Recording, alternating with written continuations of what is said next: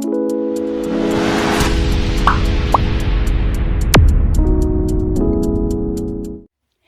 Students, जैसा कि आपको पता है हम एडुकार्ड के जो है सैंपल पेपर्स कर रहे हैं, जिसमें 2 सैंपल पेपर्स हम ऑलरेडी कर चुके हैं।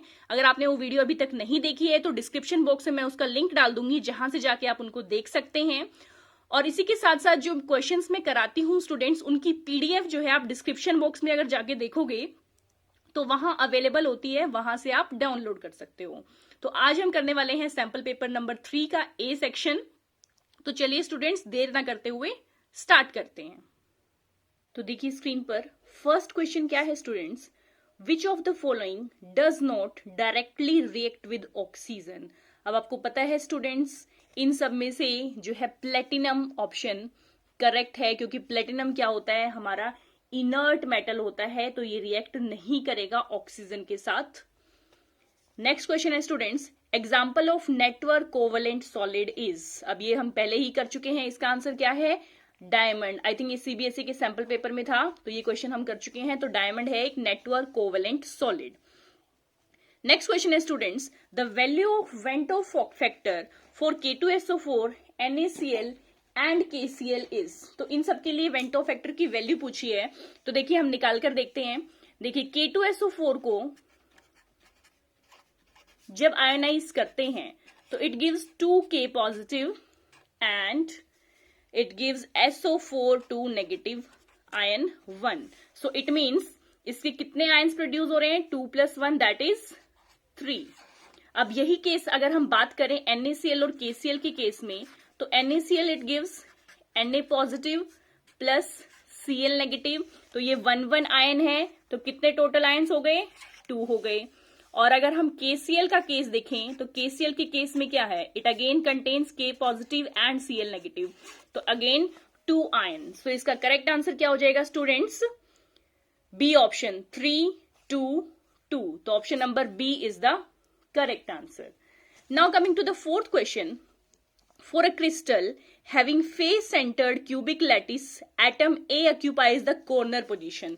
अब इन्होंने क्या कहा कि एटम A जो है it occupies the corner position, तो क्या हो जाएगा 1/8 × 8, तो atom A 1 and atom B occupies the face centre position if 1 atom of B is missing. अब इन्होंने क्या कहा कि देखिए टोटल एटम्स हम कितने लेते हैं, जो फेस सेंटर्ड है 6 होते हैं। अब इन्होंने क्या कहा कि जो एक एटम है वो मिसिंग है, तो कितने हो गए 5।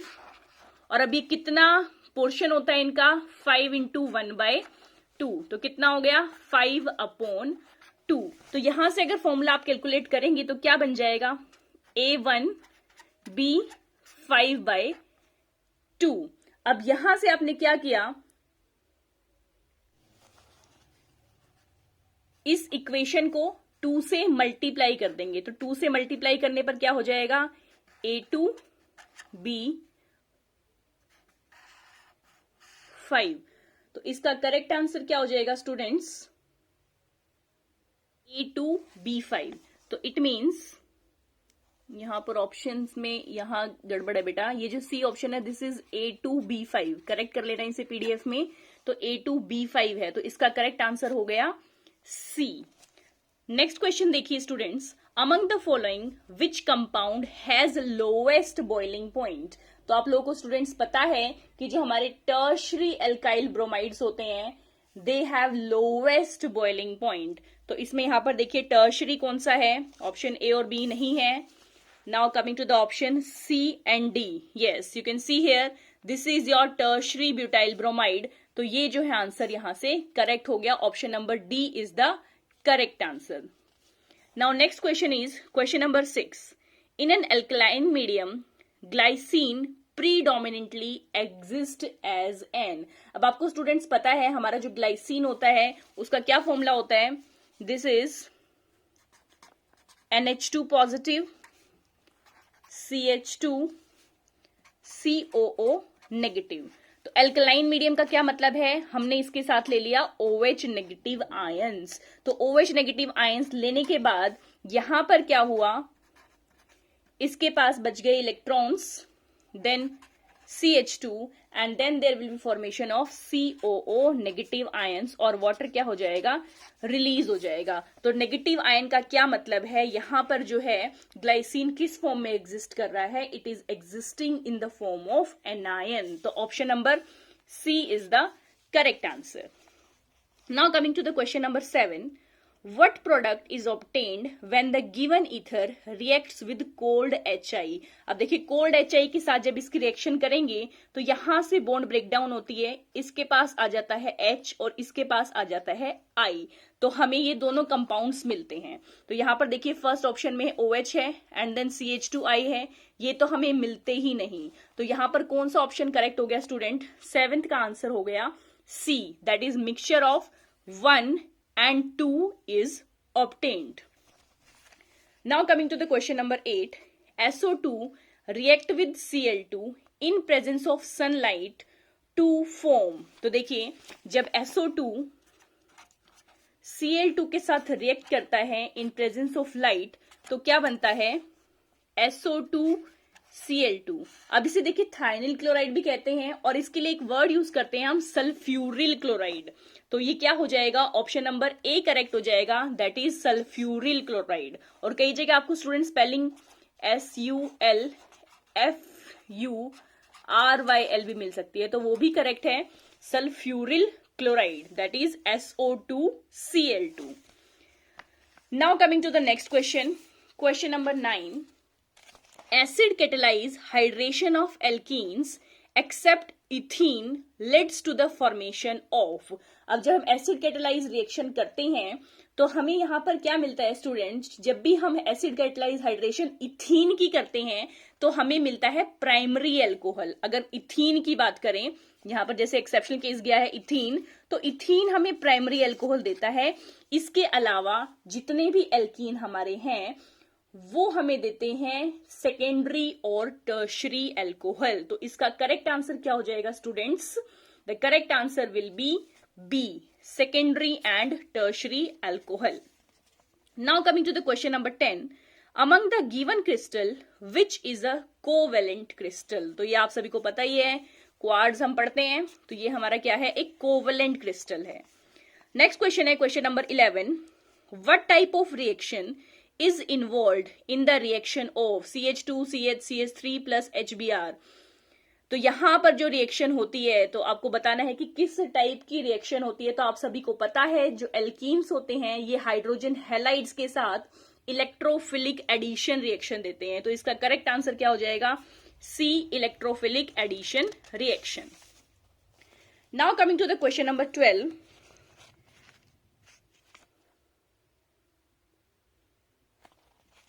आई थिंक आपको विजिबल है, considering the formation, breaking and strength of hydrogen bond, predict which of the following mixture will show positive deviation from Raoult's law. तो कौन सा मिक्सचर देता है, ये आपको याद होगा स्टूडेंट्स, बेंजीन एंड एसीटोन का जो मिक्सचर है, it means option number A correct हो जाएगा, benzene and acetone they show positive deviation from Rawls law. अब किस तरह से होता है ऐसा, क्योंकि जब हम मिक्स करते हैं बेंजीन और एसीटोन को तो जो वेपर प्रेशर है मिक्सचर का इंक्रीज हो जाता है, जिसकी वजह से we found a decrease in boiling point. Now coming to question number 13, which of the following is the most weakest acid. अब देखिए इनमें से वीकेस्ट एसिड कौन सा है, अगर हम बात करें सबसे ज्यादा एसिडिक की, मतलब मोस्ट एसिडिक की बात करें तो आप सभी को पता ही है वो कौन सा होगा, फिनोल होगा, फिनोल। अब देखिए ऑर्थो, मेटा और पैराक्रिजोल्स क्या होते हैं, देखिए OH और CH3 जब ऑर्थो पोजीशन पर लग गया तो वो ऑर्थोक्रिजोल हो गया, जब हमारा CH3 मेटा पोजीशन पर लग गया वो हो गया मेटाक्रिजोल, और जब CH3 पैरा पोजीशन पर लग गया तो वो क्या हो गया, पैराक्रिजोल। ठीक है स्टूडेंट्स, तो इन सब में से सबसे ज्यादा एसिडिक कौन सा होगा, फिनोल होगा, क्योंकि जब H पॉजिटिव आयन को रिमूव करते हैं तो यहां पर जो फिनोक्साइड आयन बनता है वो रेजोनेंस से स्टेबलाइज हो जाता है। ठीक है, इसके बाद अगर हम ऑर्थो और पैरा पोजिशंस की बात करें वहां पर हाइपर कॉन्जुगेशन इफेक्ट ऑपरेट करता है। ठीक है, लेकिन मेटा पोजीशन पर कोई हाइपर कॉन्जुगेशन इफेक्ट भी नहीं होता। तो मेटाक्रिजोल जो है इन सब में से ऑर्थो, मेटा और पैरा में से स्ट्रॉन्गर होगा मेटा वाला।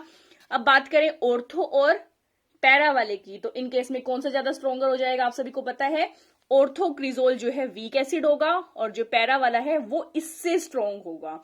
तो orthocresol is the weakest acid among these.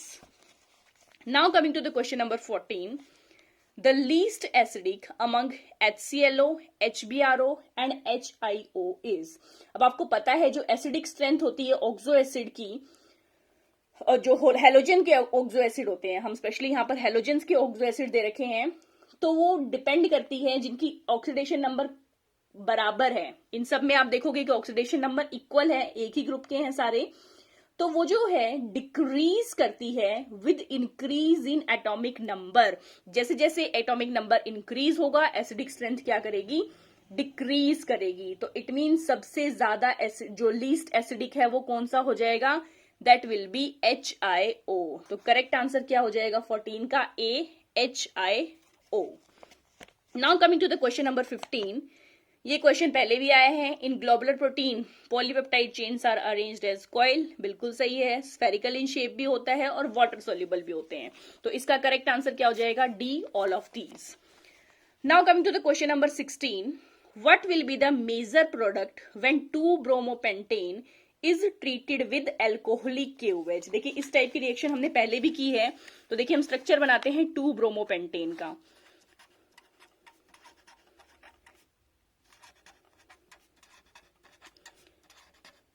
अब यहां पर सेकंड पोजीशन पर क्या लगा है, हमारा ब्रोमीन लगा है। तो ये हो गया हमारा 2-ब्रोमोपेंटेन। आपको पता है जब एल्कोहलिक KOH के साथ रिएक्शन होती है तो एल्कीन की फॉर्मेशन होती है, और एल्कीन की फॉर्मेशन भी कौन से रूल के अकॉर्डिंग होती है, it is according to the Saytzeff rule. तो यहां पर हमारी एल्कीन कौन सी बन जाएगी, ये वाली। The product form will be CH3 CH double bond CH CH2 CH3। तो ये हमारा कौन सा कंपाउंड है स्टूडेंट, दिस इज पेंट-2-इन। तो पेंट-2-इन की फॉर्मेशन हो गई। इट मींस ऑप्शन नंबर जो B है this is the correct answer.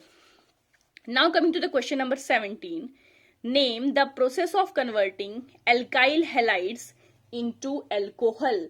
तो आप सभी को पता है ये कौन सी प्रोसेस होती है, सब्स्टिट्यूशन रिएक्शन होती है। यस, तो ऑप्शन नंबर जो है B, substitution reaction, this is the correct answer, substitution reaction। अब हम बात करते हैं क्वेश्चन नंबर 18 की। In solid state PCl5 is आप सभी को पता है जब हम सॉलिड स्टेट की बात करते हैं तो PCl5 एक आयोनिक सॉलिड होता है जिसमें PCl4 नेगेटिव जो है टेट्राहेड्रल होता है। यस, एंड PCl6 नेगेटिव क्या होता है, ऑक्टाहेड्रल होता है। इट मींस इसका करेक्ट आंसर क्या हो जाएगा स्टूडेंट्स, इसका करेक्ट आंसर हो जाएगा D।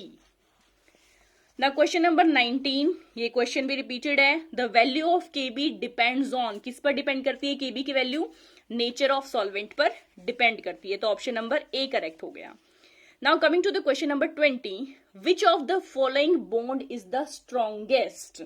अब देखिए अगर आप सोचें तो आप लोग क्या सोचोगे कि फ्लोरीन फ्लोरीन बॉन्ड जो है स्ट्रॉन्गेस्ट होनी चाहिए, लेकिन ऐसा नहीं होता क्योंकि फ्लोरीन का जो है साइज जो है स्मॉल होता है, और स्मॉल साइज की वजह से इसमें इलेक्ट्रॉन इलेक्ट्रॉन रिपल्शन ज्यादा हो जाता है। तो इलेक्ट्रॉन इलेक्ट्रॉन रिपल्शन की वजह से तो जो बॉन्ड है उसमें स्पेस आ जाता है जिसकी वजह से वो स्ट्रॉन्ग नहीं बन पाती, डिस्टेंस जो है बॉन्ड लेंथ इंक्रीज हो जाती है। तो इसलिए इसका करेक्ट आंसर है ClCl, this bond is the strongest bond. और आपको बाकी पता ही है कि जैसे जैसे हम डाउन द ग्रुप जाते हैं तो बॉन्ड स्ट्रेंथ क्या हो जाती है, डिक्रीज होती जाती है। नेक्स्ट क्वेश्चन है students, which one of the following pair is the essential component of our food. तो आप सभी को सीधा सीधा दिख रहा है न्यूक्लिक एसिड हम खाने में, लिपिड्स भी नहीं लेते, ठीक है। तो इसमें करेक्ट आंसर क्या है, प्रोटीन्स एंड कार्बोहाइड्रेट्स। तो 21 का आंसर क्या हो गया, D, that is proteins and carbohydrates. Now coming to the question number 22, the halides of alkali metals are less ionic, which of the following is the least ionic.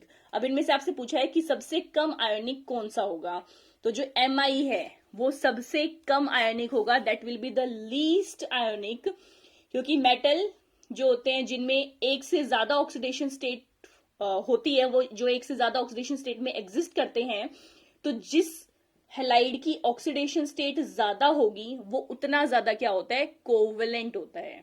ठीक है, तो least ionic हो जाएगा, ज्यादा covalent का मतलब क्या है, लीस्ट आयोनिक। तो इसका करेक्ट आंसर क्या हो जाएगा, MI। Now coming to the question number 23। अब इसमें देखिए करेक्ट ऑर्डर पूछा है रिएक्टिविटी ऑफ एल्कोहल। अगर आप ये रिएक्शन देखेंगे, अगर आपने पढ़ा है तो आप इजीली बता सकते हो कि ये कौन सा टेस्ट है।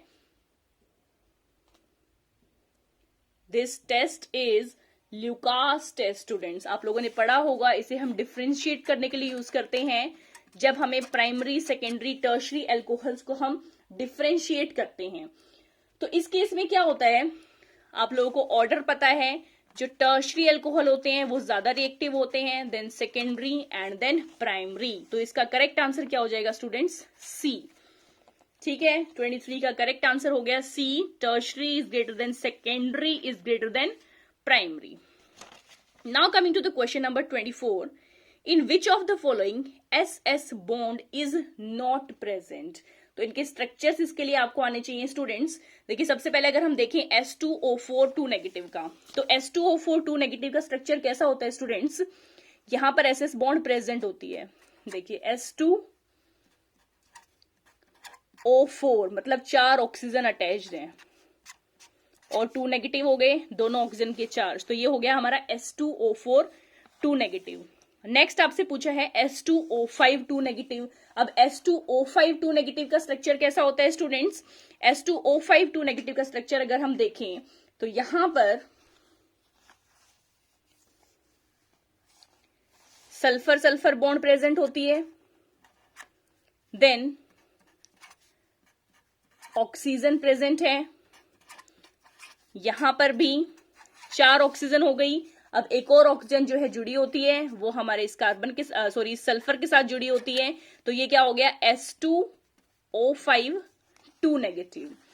अब नेक्स्ट हमें स्ट्रक्चर अगर देखना है तो वो है S2O3 2 नेगेटिव का। अब अगर हम देखें S2O3 2 नेगेटिव का तो उसका स्ट्रक्चर कैसा होता है students, this is S double bond O double bond O। अब यहां पर क्या हो गया, ये सल्फर रह गया, this is sulphur sulphur bond and then O negative. तो ये क्या हो गया, S2O3 2 नेगेटिव। नेक्स्ट हमसे पूछा है S2O7 2 नेगेटिव का। एक बार मैं थोड़ा पेन चेंज कर लेती हूं। अब देखिए यहां पर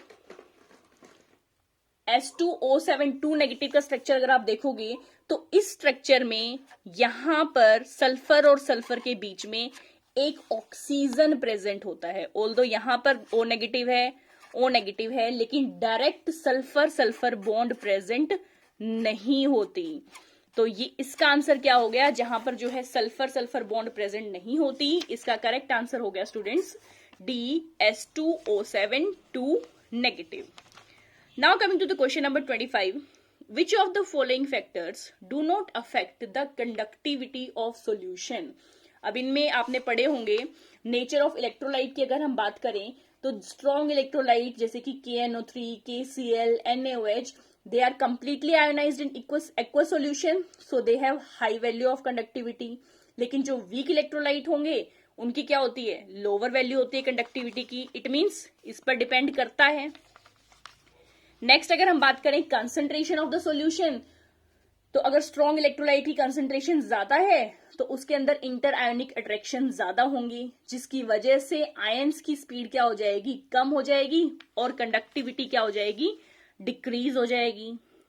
नेक्स्ट फैक्टर की बात करें अगर टेम्परेचर, तो जैसे जैसे हम टेम्परेचर को इंक्रीज करेंगे तो इंटर आयोनिक अट्रैक्शंस क्या हो जाएंगी, डिक्रीज हो जाएंगी और जो हमारी काइनेटिक एनर्जी है आयंस की वो इंक्रीज हो जाएगी। अब काइनेटिक एनर्जी इंक्रीज हो गई तो उनकी स्पीड भी इंक्रीज हो जाएगी और स्पीड इंक्रीज हो गई तो कंडक्टिविटी इंक्रीज हो जाएगी।